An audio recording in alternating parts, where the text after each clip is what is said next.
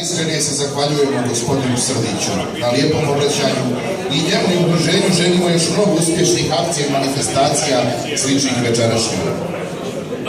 Svaki naš godišnji susret, pa i večerašnji, ima svog domaćina.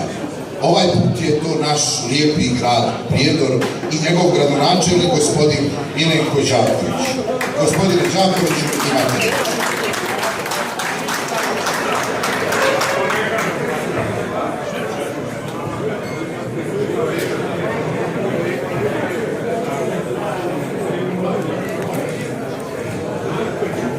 Poštovani Kozarčani i Kozarčanke, svejedno da li živite na Kozari i u Podkozarju ili živite u Beogradu i ovdje u Srbiji, svima vam želim dobro večer.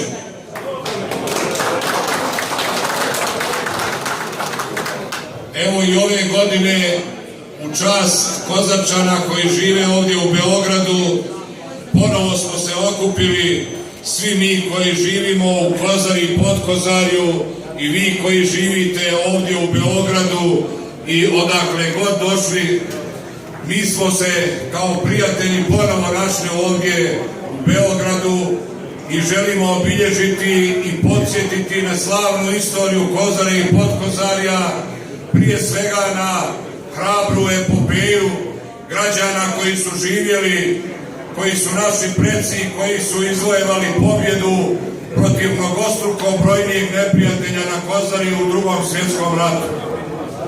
Mi Kozarčani kao ljudi od ponosa, ljudi koji su gordi i teško dozvoljavaju da iko porobi, nismo nekad prijali pogotovo fašističkim hordama koje su tad vršljale tuda, nanijeli su nam velike životne gubitke u našim predsima i njihovim životima, ali evo, mi smo preživjeli, mi se sastajemo i u Kozari i Podkozarju, a evo ovdje i u našem dragom Beogradu.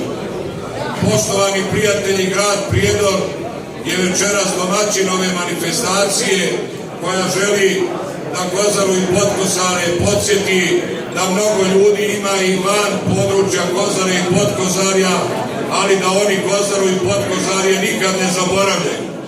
U to ime vam još jednom hvala i uživajte večeras u razgovoru, priči i druženju, a posebno u lijepom kolu i pjesmi. Prijatno i živjeli!